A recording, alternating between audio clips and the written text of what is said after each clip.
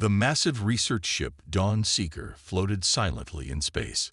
Through its large front window, the stars of the Andromeda Galaxy sparkled like diamonds on black velvet. Chief Science Officer Park Dae-ho stood at his station, his eyes fixed on the readings on his screen. "Captain, you need to see this," he called out, his voice filled with excitement. "The sensors are picking up some unusual energy patterns." Captain Lee Sunbai walked over to his station. She was a tall woman with short black hair and a commanding presence. "What kind of patterns, Dae-ho?" "They're like nothing we've seen before. Too regular to be natural. I think—" He paused, taking a deep breath. "I think we found signs of advanced alien life." The bridge crew fell silent. After 3 years of exploring deep space, this was the moment they had been waiting for. "Show me," Captain Lee ordered, leaning over his shoulder. The screen displayed waves of energy that pulsed in perfect patterns. As they watched, a new signal appeared, clear and strong. "It's a message," Dae-ho said, his fingers flying over the controls. "The computer is translating it now." Suddenly, a hologram appeared in the middle of the bridge. A tall, glowing figure stood before them. It looked almost human, but its skin gave off a soft blue light. The alien spoke, and their words were translated into English by the ship's computer. "Greetings, primitive vessel. You have entered the space of the Luminary Empire. We have been watching your species for some time." Captain Lee stepped forward.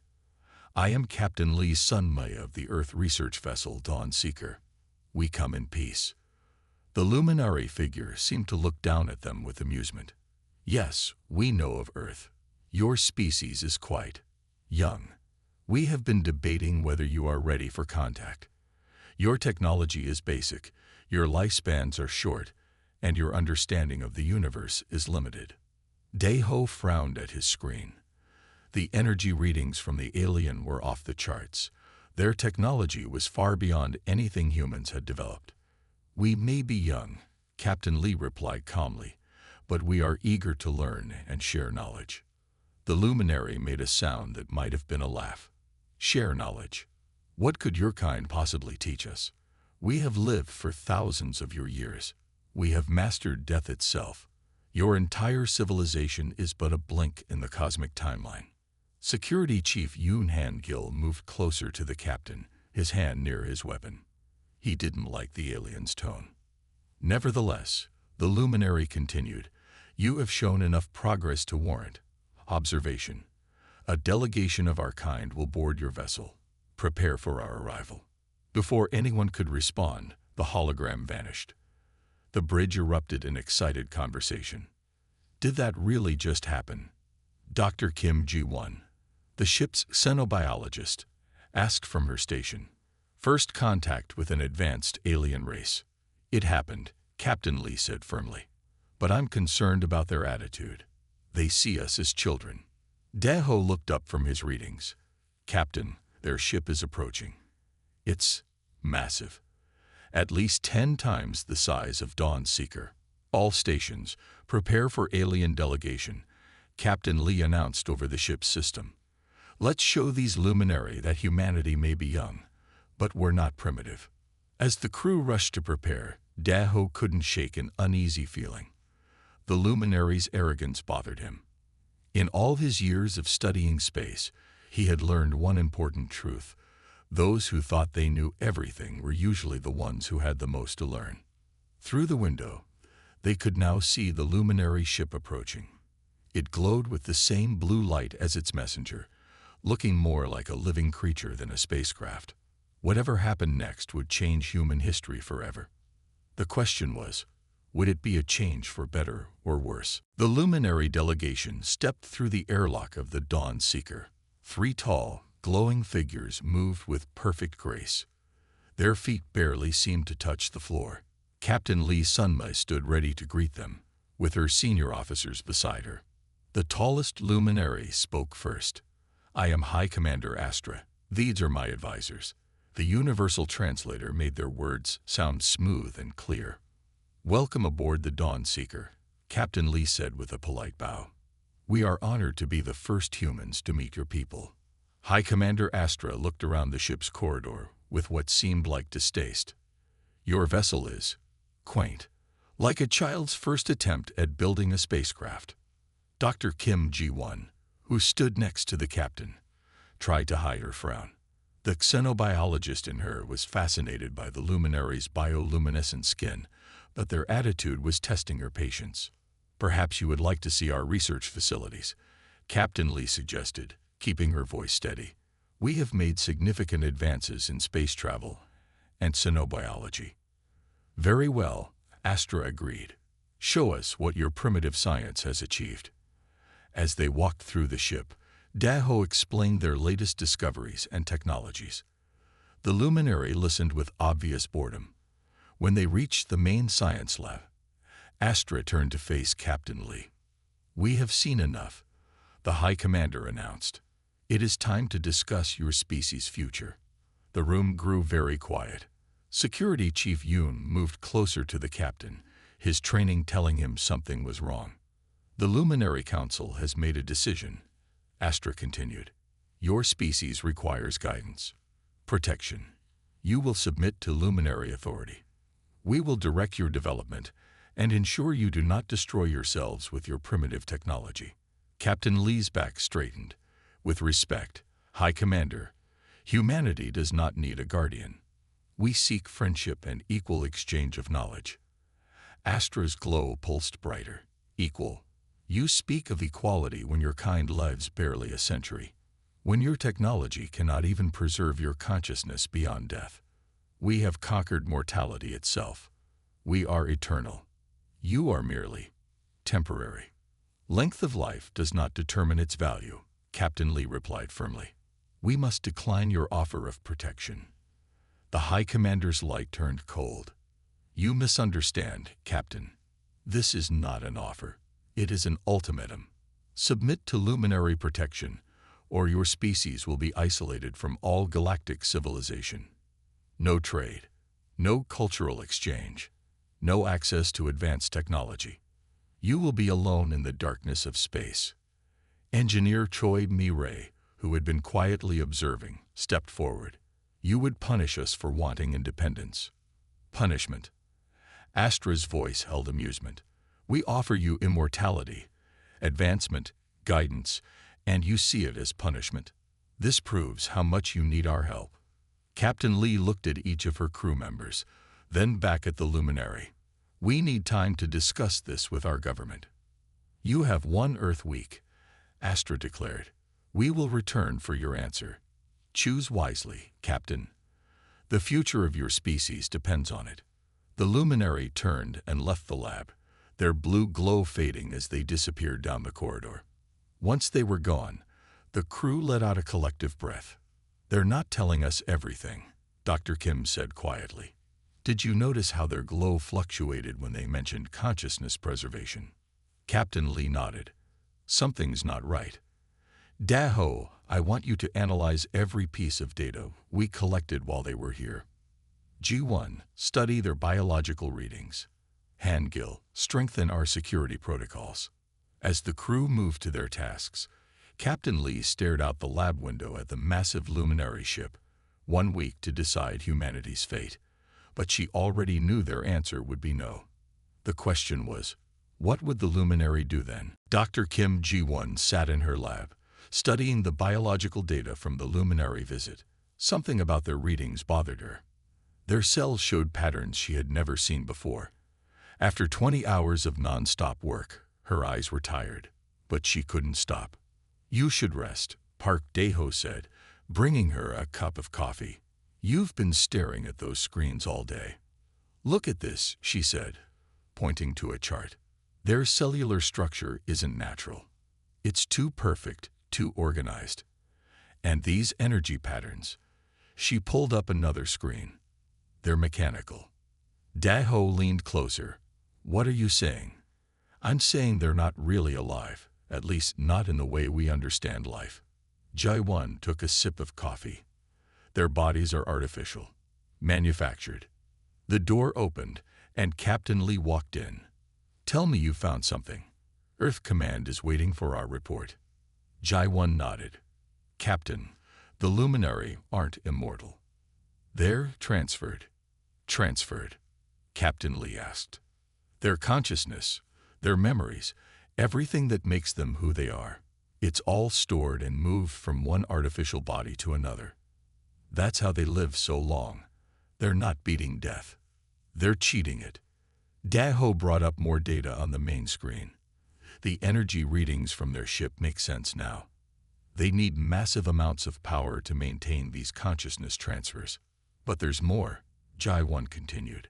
These artificial bodies, they're incredibly complex. The technology needed to create them, it's beyond anything a single species could develop in the time they claim to have existed. Captain Lee's eyes narrowed. You think they stole this technology? No, Jai-1 said quietly. I think they're stealing something else. Something worse. She typed quickly, bringing up new charts. See these neural patterns. They're not all luminary. I'm detecting traces of other species' brain patterns mixed in their neural networks. The room grew very quiet. Security Chief Yoon, who had been listening from the doorway, stepped forward. They're using other species' brains for processing power. Like a biological computer network, Jai-1 confirmed. That's why they're so interested in protecting younger species. They need them. Engineer Choi Mi-rae joined them, her face pale. The ship's sensors picked up something strange from their vessel. Massive chambers, thousands of them, all giving off neural activity readings. Storage tanks, Daho whispered, or prisons. Captain Lee straightened her uniform. How sure are you about this, Jai-1? The data doesn't lie, Captain. The Luminary aren't guardians. They're parasites. They use other species' neural patterns to power their immortality technology. And now they want humanity, Yoon added grimly. We have to warn Earth, Captain Lee said, but we need proof. Something concrete that Earth Command can't ignore. Jai-1 looked at her screens again. The proof is in their ship, in those chambers, if we could get readings from inside. That would mean sneaking aboard their vessel, Yoon said, through their advanced security systems. Captain Lee looked at each of her crew members. We have 3 days before they return for our answer. That's 3 days to find proof and save humanity from becoming their next power source. I can create a sensor package small enough to avoid detection, Mi-rae offered. If someone can get it inside their ship. I'll go, Yoon volunteered. Security is my job. As they began planning their mission, Jai-1 looked at the neural pattern readings again. The truth about the Luminary was worse than they had imagined, but something in the data still puzzled her. Why did the Luminary choose certain species over others? What made a species compatible with their technology?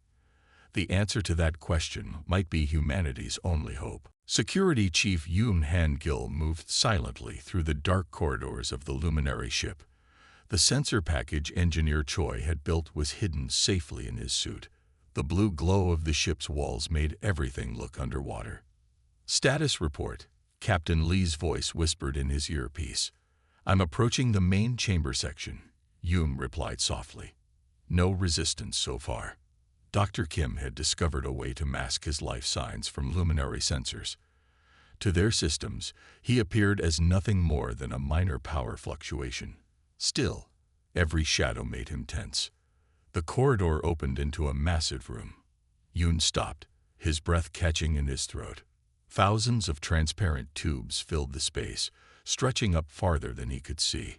Each tube contained a floating body. I'm sending visual feed now, he said, activating his suit's camera. Back on the Dawn Seeker, the crew watched in horror. They're not all the same species, Dr. Kim noted, studying the feed. I'm counting at least 12 different alien races. Yoon moved closer to one of the tubes. The alien inside looked peaceful, as if sleeping. But the neural activity sensors told a different story. Their brain was highly active.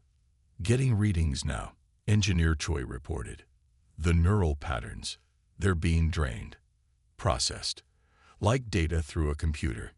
Yoon placed the sensor package on a nearby control panel. Package is in place. Starting data collection. Suddenly, a door opened at the far end of the chamber.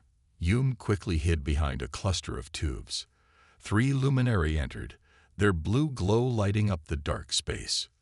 "The human vessel still debates our offer," one said. "They do not understand what an honor it is to serve the luminary. Their neural patterns are unusual," another replied. "Early tests show they may be more valuable than we thought. Their capacity for processing complex emotional data is remarkable." "Yes," the third agreed.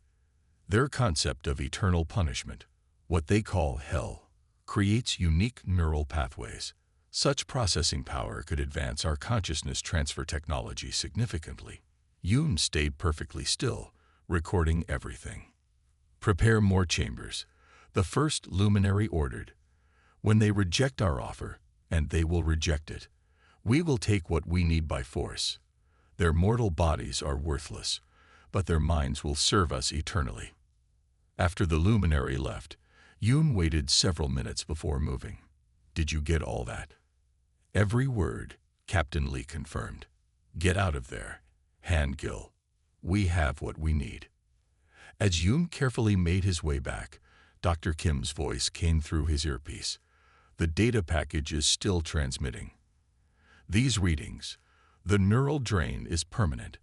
They're not just using these species for processing power. They're consuming them, erasing everything that made them individuals." "How many?" Captain Lee asked. "Based on these numbers, billions," Dr. Kim replied, her voice shaking. "Entire civilizations reduced to processing power for the luminaries' immortality machines." Hume finally reached the exit point where they had discovered a weak spot in the luminary ship's security. As he prepared to leave, he took one last look at the endless rows of tubes. "We won't let this happen to Earth," he promised quietly. Back on the Dawn Seeker, Captain Lee gathered her senior staff. The evidence was clear, but it wasn't enough just to expose the truth. They needed a way to fight back, and they had less than 2 days to find it. What they didn't know yet was that humanity had already developed the perfect weapon against the luminary. They just hadn't realized it yet. The luminary returned to the Dawn Seeker exactly when they promised. High Commander Astra stood in the ship's main conference room, glowing with confidence. Captain Lee sat across the table, her senior staff beside her. "Your time has expired," Astra announced. "What is humanity's answer?" Captain Lee stood up slowly. "We reject your offer of protection, High Commander." "As expected," Astra said. "Then we shall proceed with force." The luminary raised their hands. Energy fields appeared around the human crew members. But something unexpected happened. The fields flickered and failed. Dr. Kim stepped forward. "Having trouble with your neural capture technology, High Commander." For the first time, uncertainty showed on Astra's face. "What have you done?" "We haven't done anything," Dr. Kim explained. "It's what we are that's the problem. You see, we analyzed your technology while you were gone. Tried to understand why you choose certain species over others. Engineer Choi activated a screen showing neural pattern readings. Human minds are different. Our neural pathways are shaped by thousands of years of cultural evolution, especially our concept of hell." "Hell." Astra's glow dimmed slightly. "Your primitive belief in eternal punishment." "Not just a belief," Captain Lee said. "A fundamental part of human consciousness. The fear of eternal torment, of punishment after death. It's encoded in our neural patterns. When your technology tries to process our minds, it encounters that encoding." The luminary tried again to activate their capture fields. This time, their own bodies flickered. "Stop this," Astra demanded. "You cannot resist us. We are eternal." "You're parasites," Security Chief Yoon corrected. "We found your chambers, saw what you do to other species, but you can't do it to us." Dr. Kim brought up more data. "Every time you try to interface with human neural patterns, you get feedback. Our collective cultural memory of hell creates a defense mechanism. You can't process our minds without experiencing our concept of eternal punishment." The luminary's glow was definitely weaker now. Their perfect forms seemed to waver. "Impossible," Astra whispered. "We conquered death. And that's exactly why our minds are poisoned to you," Engineer Choi explained. "Your fear of death, your desperate need to live forever, it makes you vulnerable to humanity's most primal fear, eternal suffering." Captain Lee walked closer to the luminary. "You thought our short lives made us weak, but accepting our mortality gave us strength. Our fears, our beliefs, our acceptance of death, they're not weaknesses. They're weapons against things like you." Astra's form flickered violently. "We will find a way. We will adapt our technology." "No," Captain Lee said firmly. "You will leave Earth space immediately, and you will release all the species you've enslaved. Or we will broadcast our neural patterns to every luminary consciousness storage system in your empire." "You would not dare," Astra said. "The feedback could destroy your own minds." "Better destruction than eternal slavery," Security Chief Yoon replied. "Unlike you, we're not afraid of ending." The luminary looked at each other, their perfect confidence shattered. Without another word, they retreated from the conference room. As the crew watched the massive luminary ship withdraw, Dr. Kim turned to Captain Lee. "Do you think they'll really stay away?" "They have to," Captain Lee replied. "We're not just a threat to their plans now. We're a threat to their very existence. Humanity's greatest fear became our greatest defense." The Dawn Seeker's crew had discovered something the luminary never expected. Sometimes the things you fear most become your strongest shields, and humanity's special place in hell had just become their most powerful weapon against the gods. Engineer Choi Mi-rae worked without rest in her lab. The neural interface device in front of her was built from modified luminary technology. Screens around her showed complex patterns of human brain waves. "The interface is ready for testing," she announced to Captain Lee and Dr. Kim. "We can now transmit human neural patterns directly into luminary systems." Dr. Kim studied the readings. "Are you sure it's safe for the volunteers?" "As safe as we can make it," Mi-rae replied. "The protective shield should prevent any mental damage." Captain Lee looked at the device. In the 2 weeks since their confrontation with the luminary, they had discovered that other enslaved species were reaching out for help. The Dawn Seeker had become humanity's first defense against the luminary empire. "Begin the test," Captain Lee ordered. Mi-rae activated the device. On the main screen, they watched as human neural patterns flowed into a captured piece of luminary technology. The effect was immediate. The blue glow of the luminary crystal turned red, then purple as humanity's collective vision of hell invaded its systems. "It works," Mi-rae said with satisfaction. "Their consciousness transfer networks can't handle our concept of eternal punishment. It's like a computer virus, but made of pure human fear."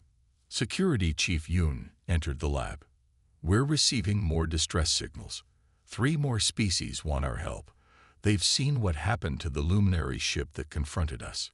Word is spreading." "Show me the messages," Captain Lee said. The screen displayed signals from across the galaxy. Species that had lived under luminary control for centuries were rising up. The discovery that human neural patterns could disrupt luminary technology had given them hope. "The luminary are pulling back from several sectors," Yoon reported. "Their control systems are failing. Some of their consciousness storage facilities have completely shut down." Dr. Kim pointed to new data appearing on her screen. "Look at this. When human neural patterns enter their network, they don't just disrupt it. They force the luminary to experience what they fear most, an eternal existence of suffering. Their own immortality becomes their prison." "How many can we help?" Captain Lee asked Mi-rae. "With this device, we can protect any ship or colony that requests aid. Once human neural patterns are introduced into their local network, the luminary can't maintain control. Their perfect, eternal existence breaks down." The lab door opened again. Park Dae-ho rushed in. "Captain, you need to see this. We're getting a transmission from the Luminary High Council." They gathered around the main screen. The luminary leader appeared, but their usual confident glow was dim and unstable. "Stop this attack," the leader demanded. "You are destroying everything we built. You built your empire on stolen mines and enslaved species," Captain Lee replied. "We're setting them free. You do not understand. Without our guidance, without our control, there will be chaos." Naire stepped forward. "No, there will be freedom. Every species deserves the right to face their own mortality, make their own choices, even if those choices aren't perfect." The luminary leader's form flickered. "Your human concept of hell. It burns through our networks, corrupts our perfect system." "Then let your slaves go," Captain Lee said firmly. "Or we will broadcast our neural patterns to every luminary facility in the galaxy. Your choice. End your control willingly, or face humanity's hell forever."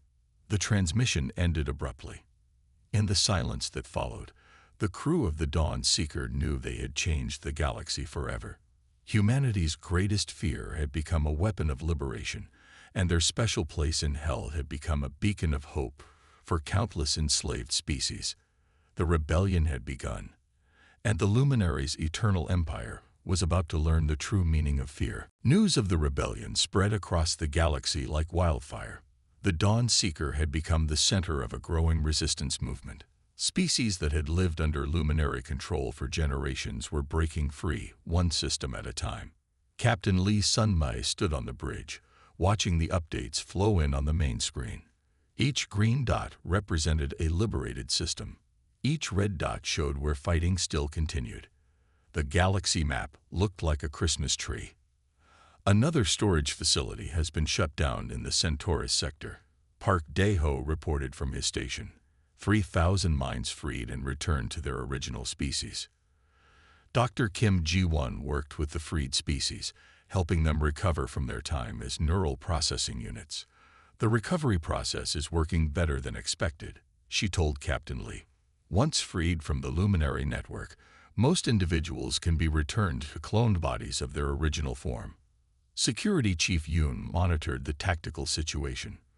"The luminary are fighting back hard in some sectors, but their technology keeps failing when they face human ships. Our neural defense is spreading through their networks like a virus." Engineer Choi had improved her neural transmission device. Now every human ship carried one, broadcasting the human concept of hell into any luminary system that tried to attack them.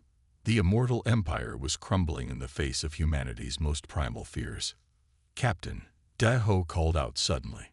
"Multiple ships approaching. But they're not luminary."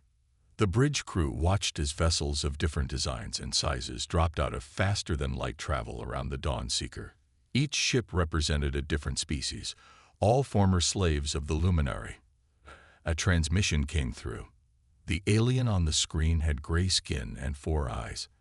"I am Commander Relic of the Free Tavian Fleet. We have come to join your revolution."